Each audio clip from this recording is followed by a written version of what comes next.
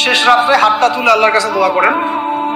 দোয়ার আগে খালি একবার বলবেন, আগে আল্লাহর প্রশংসা করবেন, বলবেন আলহামদুলিল্লাহ, তারপরে বলবেন আল্লাহুম্মা সাল্লি আলা মুহাম্মাদ, মানে প্রথমে আল্লাহর প্রশংসা, তারপরে রাসূল সাল্লাল্লাহু আলাইহি ওয়াসাল্লামের প্রতি দরুদ, তারপরে বলবেন রব্বিক ফিরলি, আল্লাহ আমাকে মাফ করো। এরপরে আপনি আপনার দোয়া করুন। যত দোয়া আছে, আধা ঘন্টা লাগুক, 1 ঘন্টা লাগুক, দোয়া করতেই থাকবেন, করতেই থাকবেন, করতেই থাকবেন। চোখ দিয়ে পানি না বের হওয়া পর্যন্ত চেষ্টা করতেই থাকবেন। পারবেন না? মানে আল্লাহর কাছে কবুল করাই নিবই নিব, এরকম একটা। আর এই যে সবচেয়ে বড় ওসিলা, একদিন বলে দিয়েছিলাম, আল্লাহর কাছে সবচেয়ে বড় ওসিলা দিয়ে দোয়া করবেন। অনেক ওসিলা আছে, যেমন আপনি দোয়া করতে পারেন, আল্লাহ আমি যে এতক্ষণ এই যে আমি 8-10 রাকাত নামাজ পড়লাম, আল্লাহ এই ওসিলায় তুমি আমাকে এটা দান করো।